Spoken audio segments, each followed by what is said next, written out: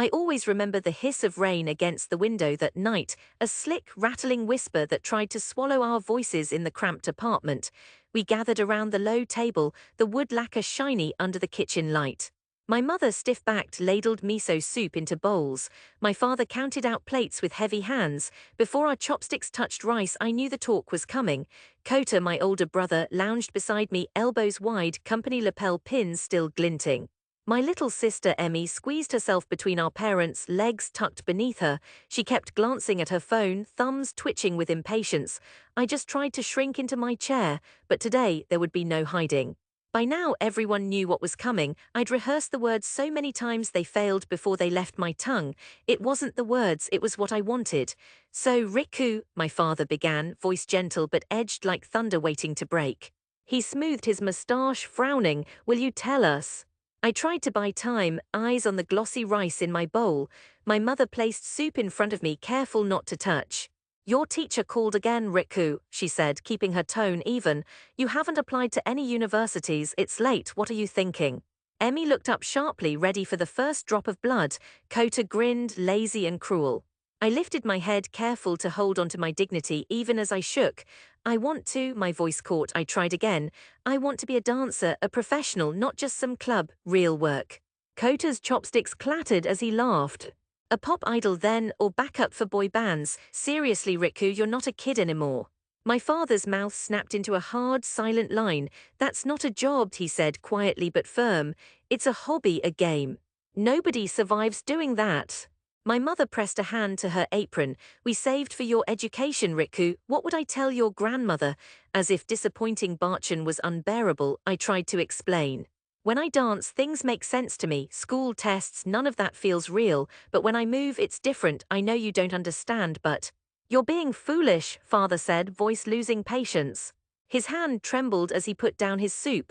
I'm not, I whispered, the shame sitting thick in my chest. I just don't want to regret not trying. Emmy's voice small and cruel. You aren't even that good, Riku. That hurt worst because I'd taught her steps in our living room, held her hand when she tripped and laughed. Kota nudged her, grinning wider. Don't lie, Riku's always serious about dumb stuff. First calligraphy, then jazz guitar, now this, next month it's magic tricks. Mother's voice was strained and soft. Enough, Kota, Riku, we can't support this, we can't pay for this. Shame filled my cheeks, hot and choking.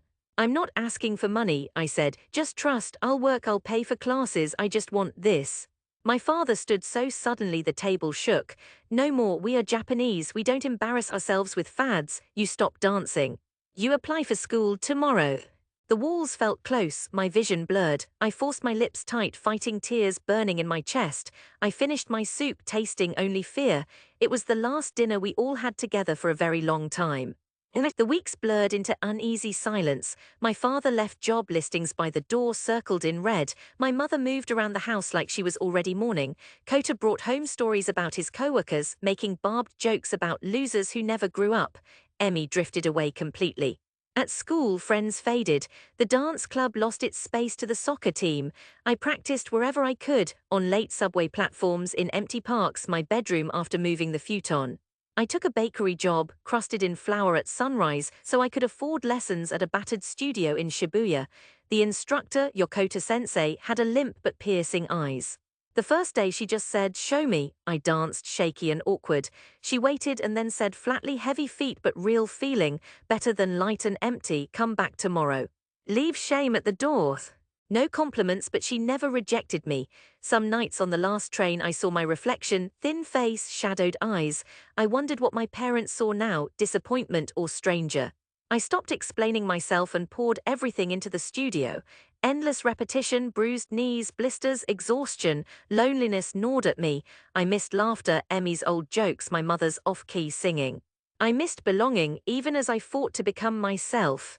Years passed, I lost competitions over and over, last place, forgotten steps, blackout under harsh stage lights. Other dancers ignored me or muttered in English, small town. No style, but I kept coming back. I learned through every painful mistake and came back again the next day. One day after a small Ikebukuro show, I found a flyer in my bag, Neon Company. Audition for dancers. I barely slept, nerves eating at me. The hall was packed, hundreds, all more beautiful or confident than me. My turn came and I pushed through, remembering Yokota sensei's blunt advice. I gave everything I had. Days passed in sick suspense. It rained again, cold and grey, when my phone buzzed. Congratulations, you are accepted as understudy Neon Company. And being an understudy wasn't glamorous. I swept floors, carried water, learned in the shadows. My father's one message, real job yet, I left it unanswered, but I absorbed everything. I copied the lead dancers after hours. When one injured herself, I stepped in for a back row part. Someone filmed it and put it online. That video brought more small opportunities. I worked harder, scored another role, then a solo. My name started circulating backstage. I got my first real solo, a raw, frantic piece about loneliness. Some audiences were silent, some applauded, and when applause came, it hit like a storm. My world changed. I found friends, dancers as obsessed as me with movement, sweat, late-night meals, strange jokes in 3 languages. I moved through Tokyo for classes, rehearsals, stage doors in Ueno and Harajuku. I worked with indie musicians and famous people, did TV backup at midnight, choreographed pop groups my father had never heard of. I ate convenience store dinners, crashed in capsule hotels, scribbled routines on stray paper before sleep. 4 years after that rainy night, my name was on a poster, no more guest or back row. The show was experimental but high-profile, nocturne, choreography and lead Nomura Riku. I read that poster over and over, disbelieving. An invitation changed everything. Choreograph for the national tour, send video this week. This was the highest level, the National Contemporary Ensemble. My father once called that real art. I poured myself into that video, no sleep, rehearsing endlessly until my body and mind blurred. I sent it in, almost numb. A week later the call came, we want you, not just your dance, all of you as principal choreographer and performer. The phone slipped from my hand. For a long time I was just overwhelmed. The tour was demanding. We played every kind of hall from Sapporo to Fukuoka, every city's pulse hammered into my bones. I led workshops, choreographed, danced, taught students who begged, "Sensei, teach me your way." After a show in Osaka, a reporter asked, "Is it true your family rejected your dancing?" I hesitated, then nodded. "Yes, but dance is for anyone who never fit in. It became home for me." The next day my mother left a voicemail. "Riku, I saw you on TV, you looked happy." Strong, her voice sounded so small, but I listened to that message again and again. When the tour ended, the ensemble director suggested a Tokyo homecoming. "Let's do a show where you grew up. Invite your family." Nervous, I agreed, though my hand shook over the keyboard. I sent them invitations and a separate message to Emmy. "If you come, I'll save you a front row seat." On performance night, I arrived hours early. The air backstage buzzed. I checked my phone for a reply. Nothing, the house filled. I couldn't see faces from the stage, but as I danced, heart pounding out each movement I'd invented in lonely parks, I saw them, row 4, seats in the center. Mother, hands pressed together, father stiff and formal, Emmy tears running freely, Kota fidgeting just like always. In the crescendo, arms stretched, breath caught, I danced for them, for every rejection, every painful night. The applause was thunder, people stood, shouted, cheered. I raced to the lobby, adrenaline burning my skin. Emmy was first, sobbing as she hugged me, grip fierce. "Oniasan, you were beautiful. Stupid but beautiful." Mother came, her hands cool and shaking. "Riku, I was wrong, I was afraid, but tonight I really saw you, I am proud." Father hovered behind, eyes wet. He cleared his throat, then pulled me into an awkward but strong hug. Kota clapped me on the back. "You did it, moron, just don't get too smug." Reporters snapped photos, but I only cared about my family together. The same faces, but changed by understanding.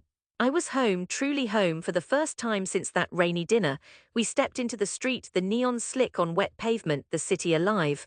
I was not the same ghost at the dinner table. I was myself, and they finally saw me. That night my father spoke the words I most needed. "Riku, I don't understand everything, but I want to try. Thank you for not giving up." We walked home slowly. I told them about bad hotels, quiet train rides, small victories. They listened.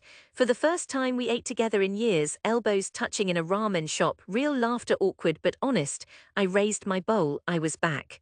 Still scarred but whole, and I was not alone. The pain lingered, but so did pride. I had danced through the storm. In the brilliant Tokyo midnight I was home and loved.